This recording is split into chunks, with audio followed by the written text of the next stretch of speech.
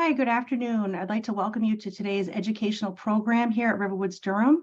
My name is Kelly Fires, and I'm a senior living counselor here at Riverwoods Durham.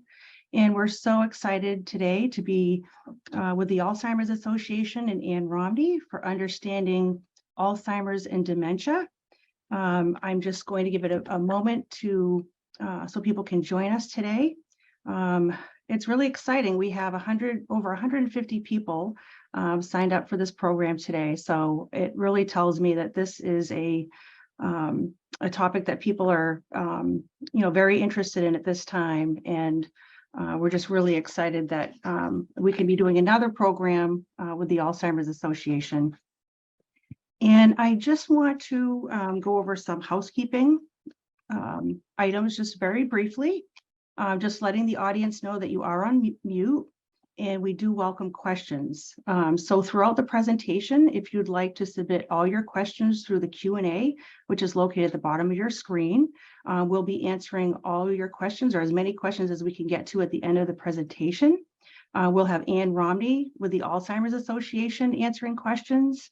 And we will also have Nicole Atchinson, who is our Memory Support Program Manager at Riverwoods Durham, and she will also answer any specific questions you have about Riverwoods Durham and our memory support program here. And I'd like to just give you a little information about Riverwoods Durham. Many of you know that we're a continuing care retirement community, and most of you are aware that most people start off in an independent living apartment and then follow our continuum of care if and when they need it. So they could certainly transition to either assisted living, memory support, or nursing care. But I just wanted to point out that Riverwoods Durham has a unique opportunity for people who may already need some type of support in their daily life. We do have a program where people can move directly into assisted living or memory support here at Riverwoods Durham. And again, so we have assisted living, 1 and 2 bedroom apartments. In this level of living, we have access to 24-hour nursing services and person-centered care. Daily, there's different engagement and recreational opportunities for residents to meet with their friends and neighbors. Residents enjoy a variety of menu entrees and options at our Rosemary's Dining, our restaurant that we have in assisted living. And of course, for those people that, those household tasks are becoming cumbersome, we offer weekly housekeeping services, laundry services, as well as transportation to doctor's appointments if you're no longer driving. And I'll highlight our memory support program. Our memory support is designed in the household model. If you're not aware of this type of model, I just wanted to point out that really the philosophy of the household model is to provide a more intimate home-like setting where there is person-centered approach to care. And really the focus is on the resident quality of life, where residents have voice and choice. And it's also a smaller environment for residents to maneuver. Each household has 12 private suites. And again, it really fosters a more intimate living setting. Our program manager can certainly go over that a little bit more at the end of the presentation. And of course, residents also have access to 24-hour nursing services, specialized person-centered care, engagement opportunities, and our memory support residents also have a beautiful courtyard that they have access to for a lot of outdoor fun and activities. So today, I would now like to introduce you to Ann Romney. She's our presenter today. Thank you, Ann. We're glad that you can join us again for another presentation here. Ann Romney has been a volunteer presenter for both the Maine, New Hampshire, and Massachusetts chapters of Alzheimer's Association for the past 12 plus years. She has a background in educational group facilitation. She uses her personal experience with dementia in her own family and her professional skills to help support others who are dealing with this enormous challenge in their life. In addition to presenting programs, Ann has led a legacy storytelling program that brings people in the early stage of dementia together with student scribes who listen and can write their memories to be shared. And Ann has training in support groups for caregivers and sees each program as an opportunity to both educate, support, and provide resources for those who participate. Anne has a master's in education and counseling from Lesley University, and she resides in Portsmouth. So welcome, Anne, and we're really excited. Again, it's amazing. Again, we have such an enormous group of people joining these presentations. Thank you so much, Kelly, and thank you to Riverwoods and Durham and inviting the Alzheimer's Association to come and partner with you around these programs that we have done a few times now. We even did our first one in person, but that was a while back. We did. And now we do it online, which is great. I'm going to start to share my screen. Hopefully that will pop up for everyone, and will let me know, thumbs up if you're going to see this. Yes, okay, it looks great, Anne. Oh, excellent. So the Alzheimer's Association has a plethora of programs, and at the end of this little presentation, we'll go over some of those resources, support groups, our website. But this is just one of many programs that we offer to the community.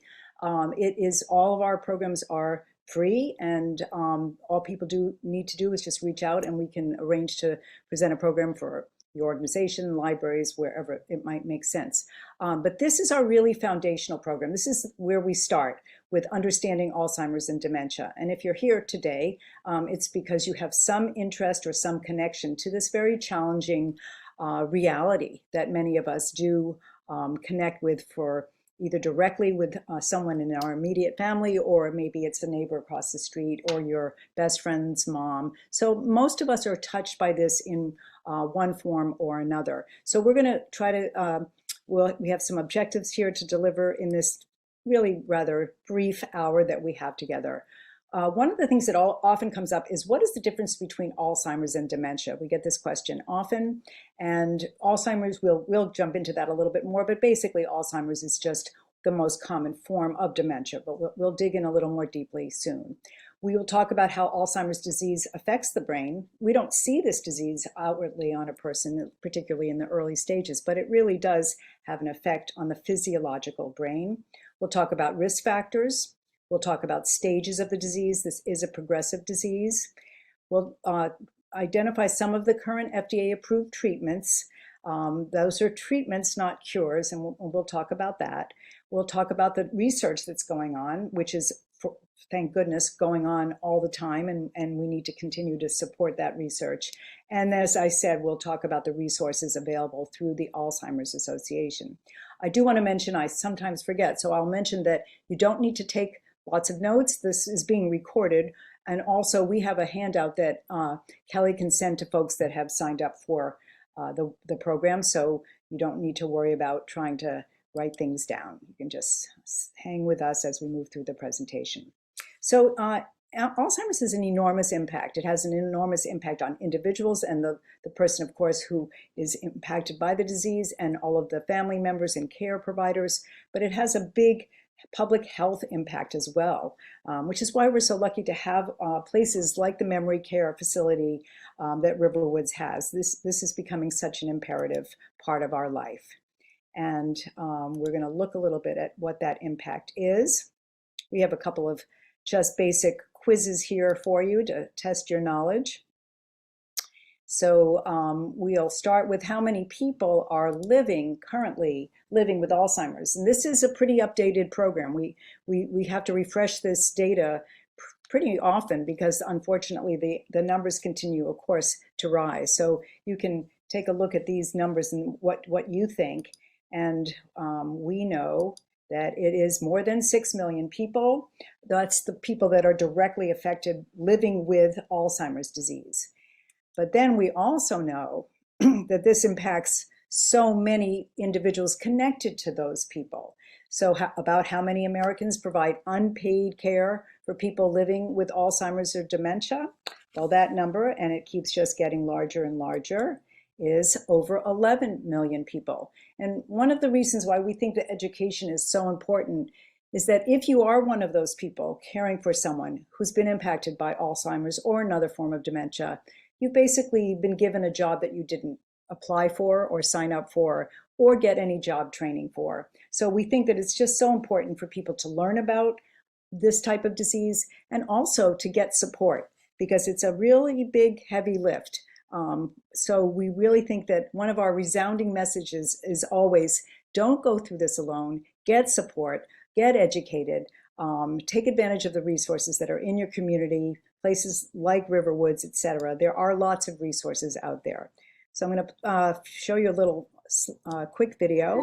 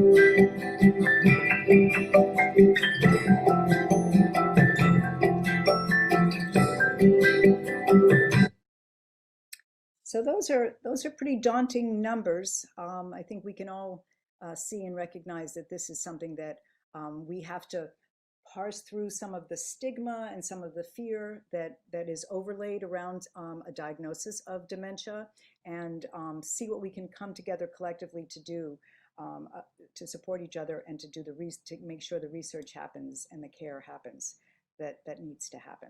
So we're going to talk now a little bit more about Alzheimer's and dementia. We're going to have another one of our little test your knowledge quizzes. So this is a true or false. Alzheimer's is a normal part of the aging process. So we all know that in the old days we used to call this senility. And what we're talking about here, that is actually not true. Alzheimer's is actually a brain disease that causes problems with memory, with thinking, and behavior. It is not a normal part of aging. And often we think that it is really memory-centric, and we don't realize that there are a lot of behaviors and other things associated, personality changes, the ability to drive an automobile, not just because you're going to get lost, but because your ability to sense, your sensory perception is affected. It really affects really all of our functioning ultimately, not just our memory. That's an important piece. This is another true or false. People younger than age 65 can get Alzheimer's, and sadly that is true. We call that early onset as opposed to early stage. We'll talk about the stages in a bit.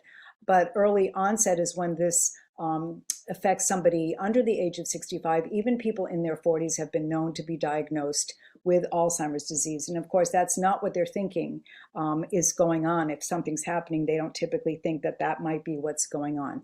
So we're all also very much about getting early diagnosis and finding out what is happening if you fear that there's some cognitive decline happening either for yourself or for a loved one. And there could be other reasons that that's happening, and there can be reversible reasons as well. So it's always important to check these things out. But we know that it's not easy to do that, and that there is fear around that. So we're going to hear a few from a few different experts today. Dementia is the umbrella term for an individual's changes in memory, thinking, or reasoning.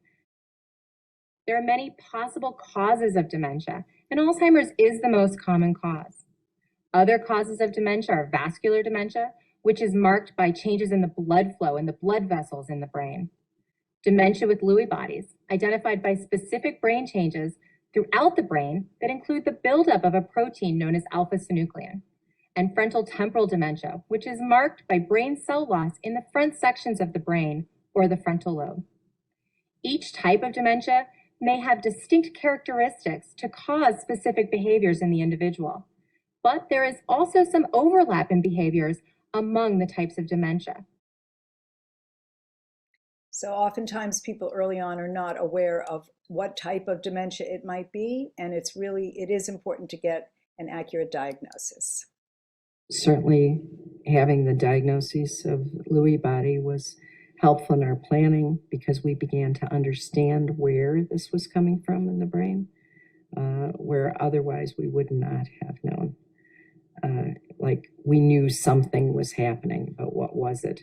To give it a label actually helped, although it was a big umbrella. it explains some of the characteristics and symptoms that we were experiencing and seeing. So sometimes people will recognize personality kinds of changes before they recognize memory kinds of issues. So the different dementias do play out in a different way, and also everyone is very individual. So while there are certain things we can categorize in certain types of areas, there's always the unique individuality of any one person. So just to recap, dementia is the general term for a collection of symptoms that are severe enough to interfere with daily life, and that is so important. We have a program called Know the 10 Signs, and we differentiate between what is a normal age-related type of thing where we all forget where did we put our phone or where did we leave our purse, that type of event, or we don't remember a person's name, and what is something that really indicates a clinical disease such as Alzheimer's. And one of our measures is if it's severe enough to interfere with your daily life. Alzheimer's is the most common cause of dementia, and it is not a normal part of aging. It is a progressive brain disease. So we're going to get a little bit more on that so we understand a little bit more of what that means. More than 100 years ago, Dr. Alzheimer described specific changes in the brain, what we now call the formation of plaques and tangles. Alzheimer's is a progressive brain disease that's marked by these key changes and impacts memory, thinking, and behavior. The brain has three main parts: the cerebrum, the cerebellum, and the brainstem. Each one plays a role in how the body functions. Alzheimer's disease causes nerve cells to die, which leads to brain tissue loss and causes loss of function and communication between cells. These changes can cause the symptoms of Alzheimer's, such as memory loss, behavioral issues, problems with thinking, planning, and at the end stage, swallowing. So we know that this is not just a memory-related disease. And we also know, that slide just sort of went rather quickly, but one of the things that we know is that in the advanced stages of Alzheimer's disease, the brain will actually reduce by 1/3 of its size. And I think it's important to understand the physiological aspect in as much as we tend to sometimes get impatient with people in the beginning and think that, oh, you can do this, you can remember this, or you know where that goes, when we really need to understand that there's a physiological thing happening. And I like to use the example, if someone has a broken leg and they're walking in a cast, you understand that, and you can understand why they're not walking at the speed in which they typically would walk. But unfortunately, with this type of disease, we don't see that outward manifestation early on, and we sometimes tend to be a bit impatient and fearful of what might be happening. So we need to understand the physiological aspect. And just from the recap, this was discovered over 100 years ago. And the formation of plaques and tangles, you'll hear about amyloid plaque. It's a target of a lot of these treatments that they're trying to develop. That's something that's very typical that develops on the brain. The nerve cells do die and shrink. These result in changes in memory, thinking, and behavior. We talk about executive functioning skills, the ability just to plan, to even do something like a recipe that you may have done many times. These kinds of things get affected and diminished. We're going to talk a little now about risk factors. A little quiz for you here. When we consider these different aspects, what would be the greatest known risk factor for Alzheimer's disease? There's genetics, there's your family history, but actually it's age. And we know now that as people's lifespan continues, which is a wonderful thing, we see more and more of this type of disease. It is not a normal part of aging, as we've talked about. And after the age of 65, the risk doubles every 5 years. 34% of people 85 and older have Alzheimer's disease. So in the case of my own family, my father had Alzheimer's disease, but it was not diagnosed until he was 87 years old. Had he died prior to that, we would not know that that family history is there. So age is a big factor. We'll hear again. Alzheimer's disease is marked by specific brain changes that result in the clinical changes in individual experiences.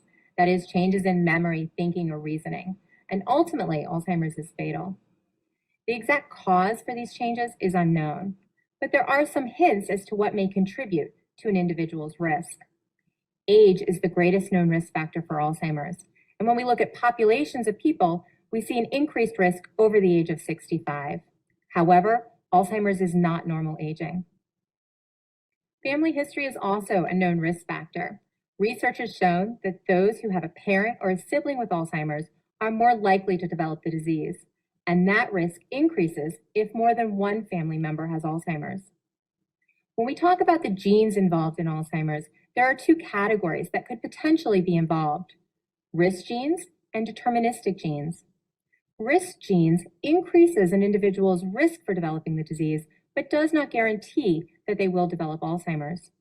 Deterministic genes, which are rare for Alzheimer's, guarantee that the person will develop the disease. And we also know that there are things people can do. We know that your health, your physical health, we have a program on healthy brain and healthy body, that your body health and your heart health is strongly correlated with your brain health, and that nutrition, exercise, social interaction, staying active, doing new things with your mind, learn a new language. There are things that people can do to diminish some of those risk factors. So let me get to this slide here. So, and also there are certain populations that are at a higher risk. Black Americans are about twice as likely as white Americans to have Alzheimer's or another form of dementia. Hispanic Americans are about 1.5 times as likely to have the disease as white Americans. And almost 2/3 of Americans living with Alzheimer's are women. And this is an interesting, this is in evolution in terms of understanding this right now, because it used to be that we thought it was that because women lived longer and age was the biggest risk, that's why women were more likely to develop Alzheimer's. They've been reevaluating that in the last few years, and they believe there's some other component to why women are more likely to develop Alzheimer's disease. So stay tuned for more understanding around that. Just a recap of the risk factors: age is the greatest known risk. Family history is also a risk.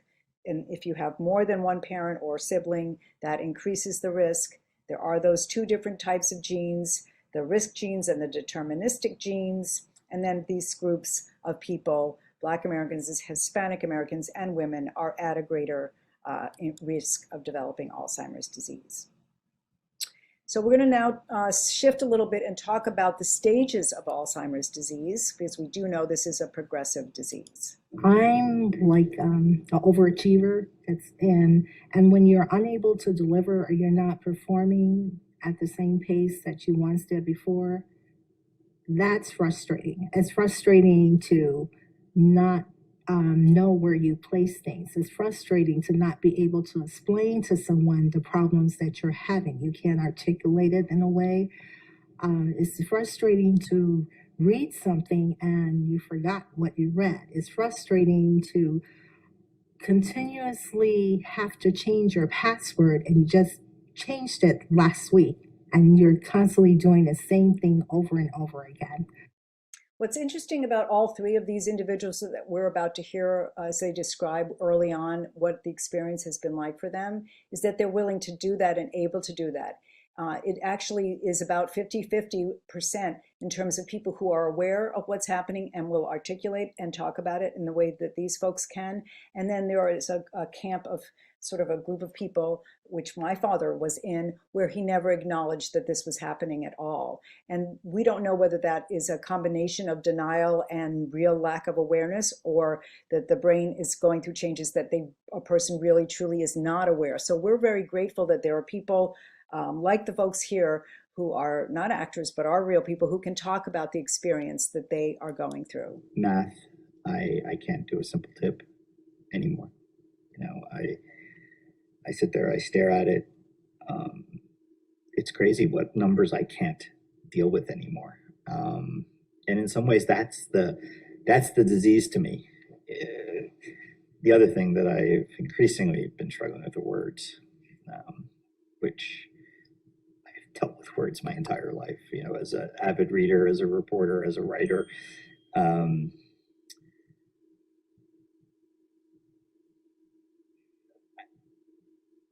I struggle with them now. You can feel how frustrating and hard it is. I think the thing that surprises me the most about my dementia is that it is progressive, and I'm finding that I'm forgetting more. And they do memory tests for me all the time at the doctor, and so that becomes a little disconcerting at times. To see my cognitive impairment continue to decline. But again, I really have hope. I don't live really in the future. I can't live in the future. I can't worry about what the future is going to bring. I have to live for today. And what Tom expresses here is not unusual. We often hear that type of sentiment around the diagnosis and living more for the immediate time and enjoying life in the way that you can. So we're going to look a little at this continuum of the phases and stages of Alzheimer's disease. And we have added the first one on the left, the asymptomatic, wasn't even on this slide a few years ago. We would start with this second stage of mild cognitive impairment, MCI. But we now know through research that people can be asymptomatic for quite some time, and that if they were to have had a brain image or scan done 10 years even more before they started to experience any kind of decline, there would be some indicators. Perhaps that amyloid plaque was starting to develop in the tangles in the brain. So there are some possible biological changes that while a person remains asymptomatic. And then there is when people start to have some awareness that things are not going in the way they have always gone, and that we refer to as mild cognitive impairment, which is the earliest stage where we can recognize it. And then some people don't advance beyond mild cognitive impairment. Some people, that's what it is for them, and it is not part of a progressive disease like Alzheimer's or another form. But if it is progressive, if it's due to Alzheimer's disease, then we have 3 stages: mild, moderate, or severe, sometimes known as early, middle, and late stage. And in the mild stage, there's some people start to struggle with words, and there may be some things that interfere with their daily activity. As they move into the moderate stage, these things become more pronounced, and that's when we really need to be concerned about whether a person should be driving a car or is safe living home alone, and the person will need more assistance. And then ultimately in the severe or late stage, really all activities are impacted, including the ability to walk and to swap, to eat, and to communicate. We have a wonderful program called Effective Communication, where we talk about how you can continue to communicate through all of these stages as language becomes harder and harder. And we encourage people to find other ways through the different senses, through music, through body language, tone of voice. All of those things become so important as the disease progresses. So just to recap, there are 3 broad phases, along with the asymptomatic stage that we now know. We talk about mild, moderate, and severe, early, middle, or late. No 2 individuals experience these symptoms and progress in the same way. And while symptoms worsen, people progress at different rates.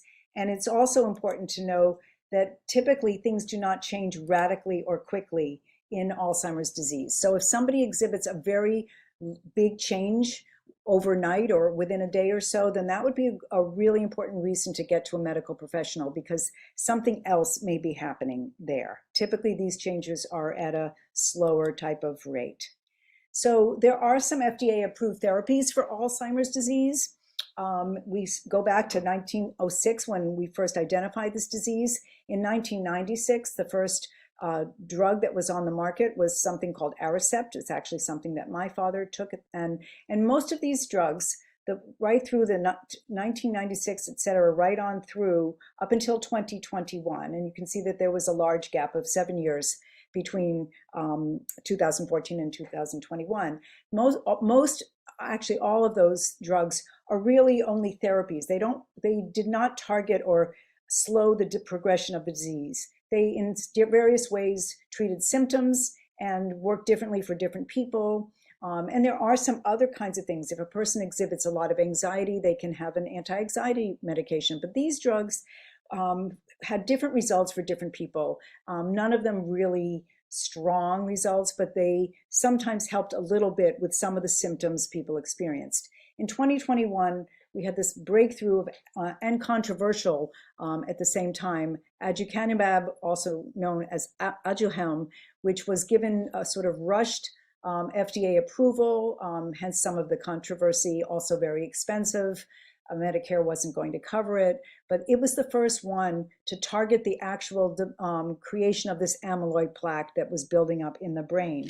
And yet, even though it does demonstrate that it does that, we don't really have the clinical evidence yet that shows that even removing the amyloid plaque has a clinical response in the individuals. And late breaking, so it's not even on this slide, so I'm reading from a piece of paper. There is another drug on the horizon right now called lecanemab. Its public name will be Leqembi, and that also purports to affect the actual cause of Alzheimer's disease. But these also have some side effects. There is a risk of bleeding and brain swelling. So there's no, quote, cure at this time, but boy, they are working on it. They are not stopping. So that's important. And we have some trial match kinds of things we can inform you about toward the end of our presentation today. So important to talk to a healthcare professional. It is different for everybody. You need to know what's happening and break through that fear and that we would all naturally have to find out what might be going on. And there may be things, as I said, that are reversible, and it also allows you to plan and figure out how you're going to approach this disease and the fact that it is progressive. So really important to learn, do what you're doing here right this moment. In terms of the research, we're going to hear a little bit about that. This is an incredibly exciting time in Alzheimer's and dementia research. The advancements that we've made in the last decade to understand the disease as a continuum, meaning that the biological changes are starting a decade or more before someone is experiencing the changes in the memory and thinking. This sets the stage for possible prevention. The idea that when we have the tools to identify those individuals at the earliest time point, and when we have the interventions to target individuals at that earliest time point, we can intervene to stop or slow the progression of the disease before an individual loses their memories. That is our ultimate goal. Growing evidence indicates that people can reduce their risk of cognitive decline by adopting key lifestyle habits. More and more research shows that factors like exercise, nutrition, and aggressive management of cardiovascular risk factors may impact our ability to slow cognitive decline as we age. And through current studies, we're exploring how certain lifestyle factors may even reduce the risk of developing Alzheimer's and dementia. So we have to come at it from all the angles. A lot of hope does come from the Alzheimer's Association, all the research that is being done. Even though there is not a cure today for the disease, I know in my heart there is going to be a cure one day. And I know we're getting closer for that cure. Because even if you fail in a research study, you learn from that failure in the research study. That failure always brings progression. And lastly, it's nice to see the association spearheading in many ways the emphasis on getting the money at the federal level and at the private sector to get the research done so that someday there will be an effective treatment, hopefully cure, hopefully prevention. so there's a lot on the horizon. There's a lot It's actively nice to see happening the now. association Trying to spearheading in many ways the I have emphasis a on slide that doesn't getting want to advance, the money so at the bear federal. with me here. Okay. We will listen. Participating in a clinical study is one way that everyone can get involved in a very direct way in the fight against Alzheimer's disease. And for people who currently have dementia or Alzheimer's disease, there are some additional benefits. You get access to very close medical care. You also may be among the first people to have access to the treatments that will eventually prove to work. You might hear the phrase negative trial, which means it didn't hit the endpoint. It didn't result in an FDA-approved treatment for the disease. But I think the only negative trial is one that doesn't provide us with valuable information. If the trial is well designed and is a good scientific experiment, we can get extremely valuable data that can help plan the next trial and make it even better than the last one. And it gets you that much closer to that FDA-approved drug, to that effective treatment, and maybe someday even prevention. And we're lucky to live in the area in which we do, in the greater Boston, New England area. There are so many trials going on. There's that whole biotech world down in Cambridge, and so many different things that are coming out all of the time. So these clinical studies are very, very important. By participating in clinical research, you can move us toward methods of treatment and prevention for all those affected by this devastating disease. Alzheimer's Association Trial Match is a free clinical studies matching service for those with dementia, caregivers, and healthy volunteers. To start, simply create a confidential user profile and receive a list of studies that may be a match for you. Don't just hope for a cure, help us find one. So this is something that you can learn about through our website or through our helpline that we have. If you have, and not all of these are pharmaceutical trials. Some of them are lifestyle trials where people engage in nutrition, exercise, social engagement. So they're working at all the different angles to see what is really going to work. So just a recap on the research component, scientists have increased their understanding significantly over the past decade. People living with dementia and caregivers and volunteers without dementia are needed for some of these clinical trials in order to find methods of prevention, treatment, and ultimately a cure. There are, as I said, both drug and non-drug studies taking place, and we have this function called Trial Match, which anyone can learn about and see if it fits for a situation for you or a loved one. And then just a little bit to familiarize you a bit more with all of what the Alzheimer's Association has going. It's across the country, of course. And we have 3 different ways of accessing the Alzheimer's Association. We have a helpline 24/7. We're going to hear a little bit about that. We have our website, alzheimers.org, which just keeps getting better and better, all kinds of information. And we have our in-community component as well. Let me back up to that slide. I have a trigger-happy mouse. So we'll hear a little bit more about the help. I've had a couple of phone calls that I've been able to make in to the call center when I've had a couple of quick questions that I wanted to ask. You know, there's been a couple of nights, 2 o'clock in the morning, you have questions, you have anxieties, and I was struggling dealing with them, and it's amazing. It was one of the best things I ever did was keeping the call center on my favorites now. Just to know that there's somebody you can call who is aware of what you're going through. The helpline is the people on the end of the answering the call these are not telephone operators. These are trained social workers, professionals who really know how to address a myriad of issues. And it can be something urgent that's happening right at a moment, or it can be something much more far-reaching about where can I get a good elder care lawyer or join a support group. So they can really help anyone, whether it be a person suffering from the disease or a care provider.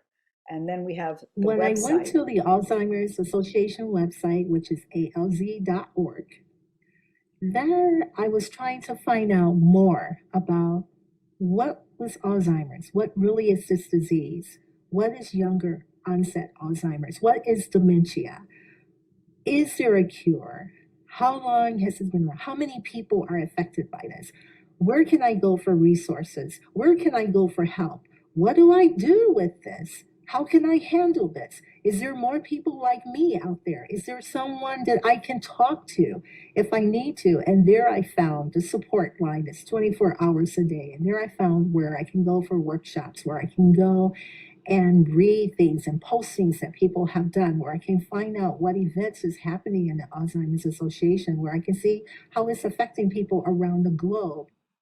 We do have activities also, social engagement activities for people, caregivers, and also for people in the early stage. Since I've been diagnosed with dementia, the one place that I know I can go to for assistance and help and support is to the Alzheimer's Association.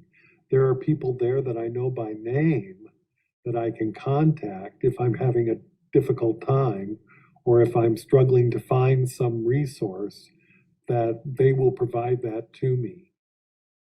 So good to know about the resources that are available and to take advantage and to let other people know. I don't think everyone necessarily knows, and if you have a neighbor or a friend who's dealing with this type of diagnosis, pass the word along that there are lots of ways to get support through the Alzheimer's Association. And then, of course, there are lots of different ways to get involved. You can volunteer, you can be an advocate in terms of legislation. There's Trial Match that we already talked about earlier today. There's the Walk to End Alzheimer's, which is our biggest fundraiser, which happens in the fall throughout the area. And then we have something called the Longest Day, which happens on the summer solstice in June, which is a sort of do-it-yourself fundraiser where people might hike or bake or knit, just do any kind of activity where they get people to sponsor them, and it helps bring awareness as well. So in terms of volunteering, people can do this in a number of different ways, be part of the walk, and the work that I do here, it's all part of a volunteer way. All of the people that present programs are volunteers for the Alzheimer's Association. You can become an advocate. We talked about Trial Match. We talked about the walk.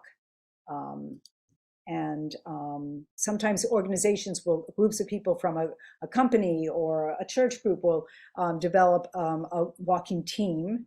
And then the Longest Day is what you can do on your own. So that is something that we encourage people to be aware of and get involved with.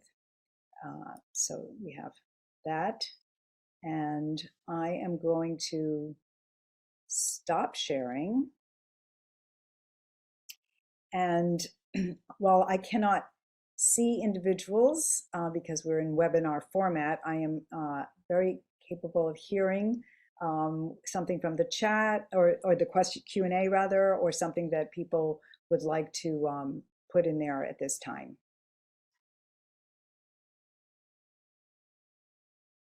And also Nicole is here as well to answer some questions about Riverwood specifically. Yes, thank you. I'm sorry, I had to unmute my my screen. Yes, thank you so much.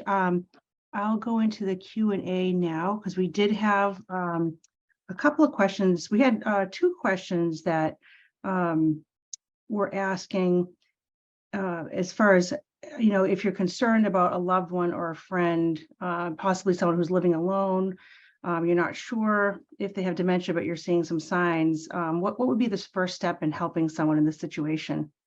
Yeah, so that's a huge and really common kind of concern. Sometimes we're seeing some things and we're not sure, particularly if someone is living alone. That's a big flag of concern. And we actually have a program called Dementia Conversations around how do you approach this sort of thing. But it's the safety aspect is what comes to my mind right away when I think of somebody who might be living alone, as opposed to just, it's hard to deal with that even with somebody in your family that isn't living alone. Finding some kind of next of kin or some family member seems like it would be a very important piece to trying to raise that up. And of course, it's delicate and people get defensive. But I think if you can do it in a caring and just, hey, I'm noticing a few things here, and I'm concerned for the safety and well-being of this person. What we do ultimately want is for people who are wondering if this is happening, whether it's someone across the street from you or your own spouse or a parent, is that they get a medical workup, that they get to start with your primary care and you may get referred to a specialist, but start to find out what's going on, because sometimes it can be as simple as a medication that's off, or a thyroid that isn't operating properly. A urinary tract infection is famous for causing confusion, and once that's treated, people return to their normal base level. So it's just a very important thing to encourage someone to get a workup if you think something's Yes. And that was a really good point, because we see that here, that, we may have someone all of a sudden have just a very quick change in behavior. And oftentimes it will be a urinary tract infection. So again, just as you said, something, the quick onset, looking at, sort of what physically might be going wrong with somebody. There's actually an interesting question here. Is there any connection between vascular dementia and varicose veins? Oh, good question. I always sometimes forget to put the little asterisk next to my head that I'm not a medical professional. And I have actually never heard a correlation between varicose veins and vascular dementia, but I can see why one might wonder. But Yes. I've never, ever heard that correlation. There is, though, a connection between vascular dementia and head injury. Because or mini strokes, which we often see in people, sometimes known these silent, these little schematic, whatever they're called, TSIs, that people don't even always know they've even had them, and these can build up and prevent oxygen from getting to the brain, and that's where the vascular dementia is really from, that interruption of blood flow to the brain. But I've never heard a correlation with varicose veins and dementia. Yes. All right. Thank you. And then another question is, how does your doctor diagnose that it is actually Alzheimer's and dementia if you go to your doctor? Yeah, so really good question too. There are scans and things now. There used to be that you couldn't really diagnose Alzheimer's disease, but now through a variety of different things, it can be a cognitive kind of test. That's getting more and more common, that people will get a memory kind of test where they're given a bunch of words and then asked to repeat the words. And so there can be some of those kinds of quick memory kinds of things, but there can also be some tests to rule out some other things. They are able to image and see amyloid plaque on the brain. And in the case of Alzheimer's disease, there is a very high correlation between that plaque buildup and people that have Alzheimer's disease, although not always. So there are some people that don't have the plaque but are clearly clinically presenting like Alzheimer's disease. And sometimes people have the plaque and don't. But generally speaking, they can tell from those kinds of scans and the neurological workups and just a whole health history.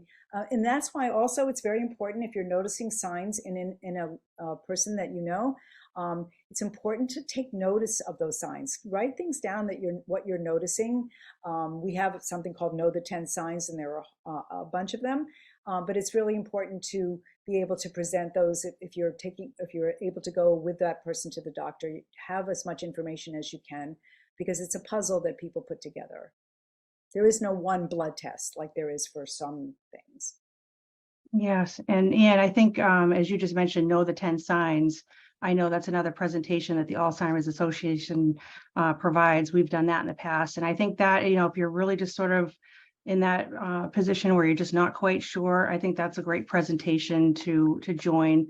And you have a listing of all your presentations coming up, I think, on your Alzheimer's website as well.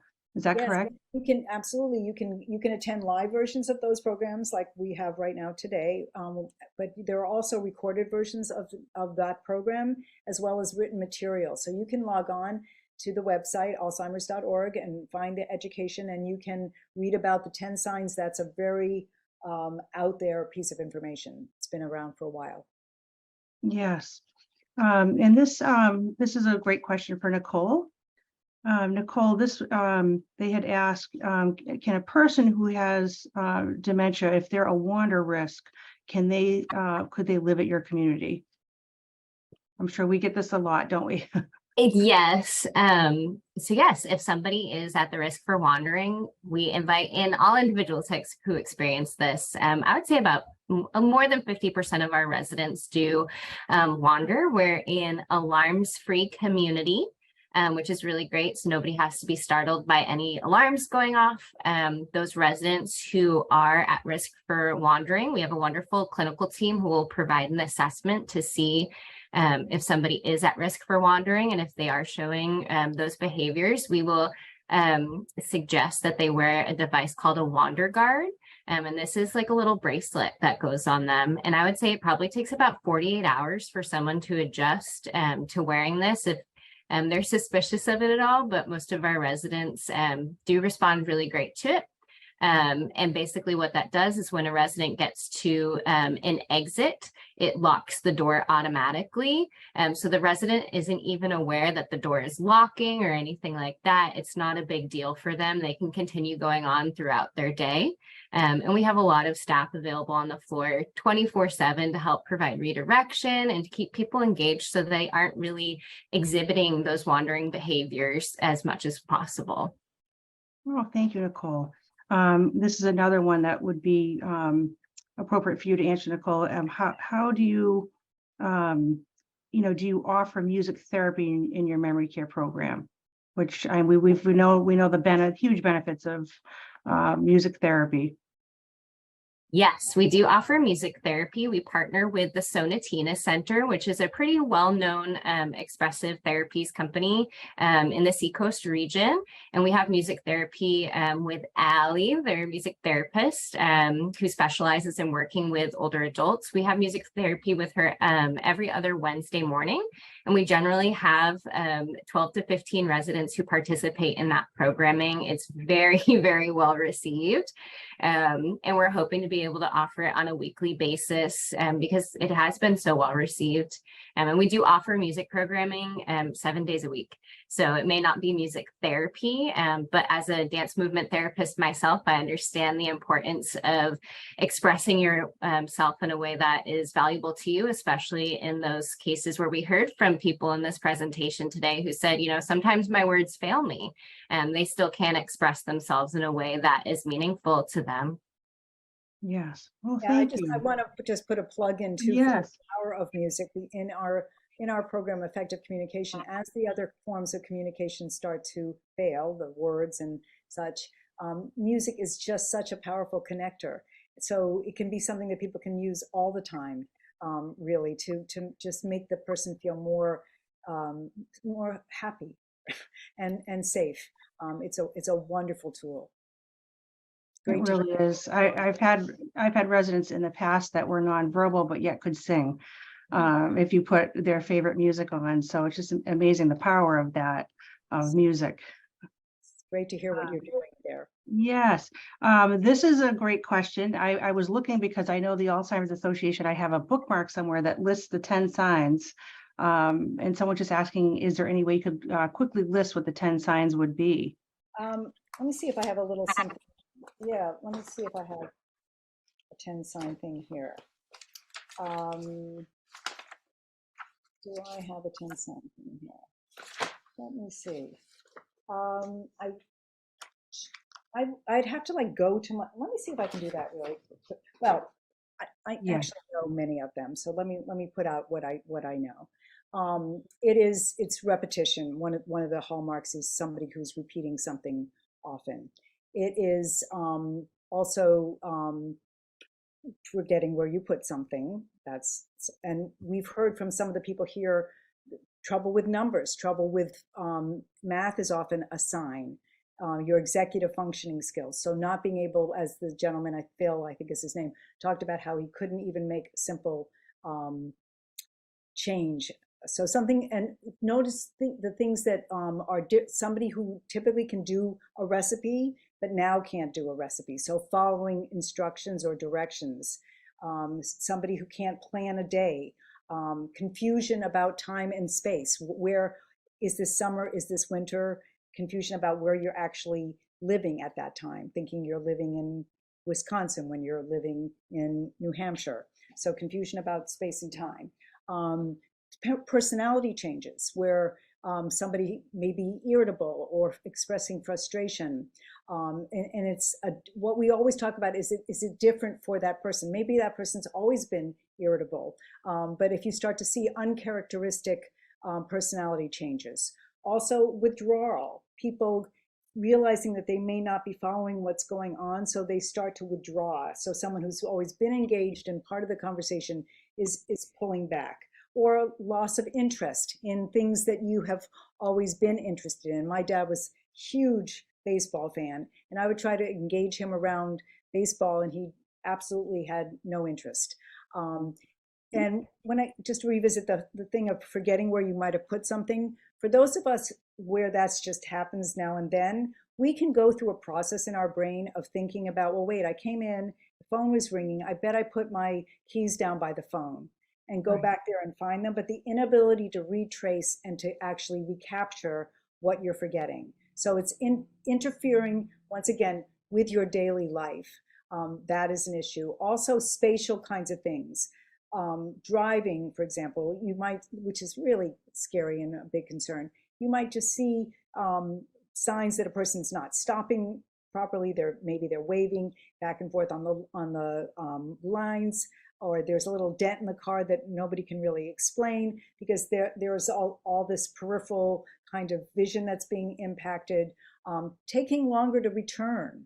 So someone who's gone off for a walk or off for a drive and is not getting back, so their time is not explained, and you're having a hard time figuring out where they were, and they can't tell you where they were.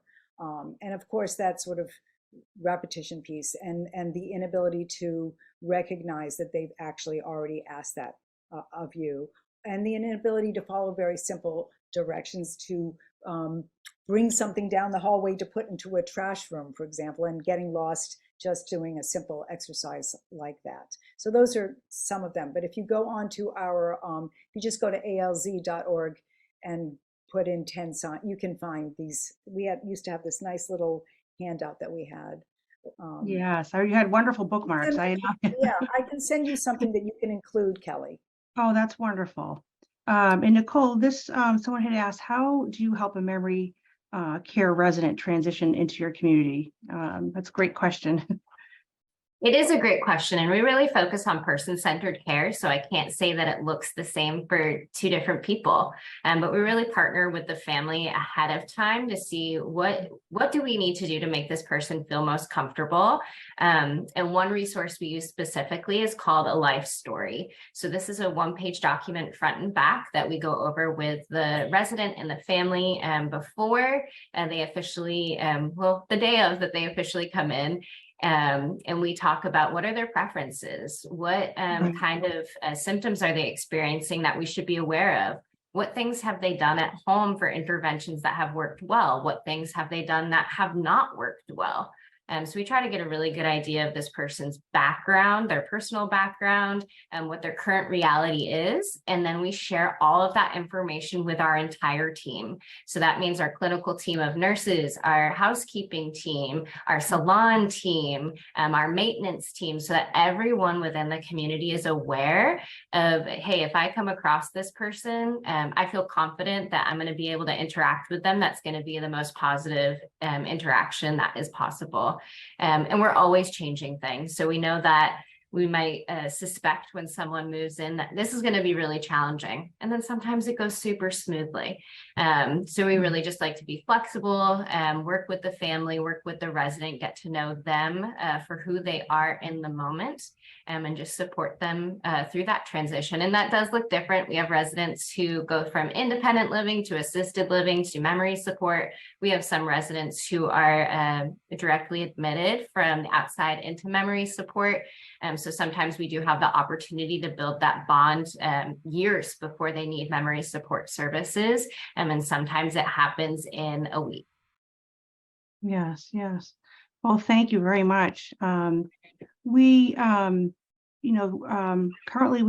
the other questions that we have are a little more specific and personal.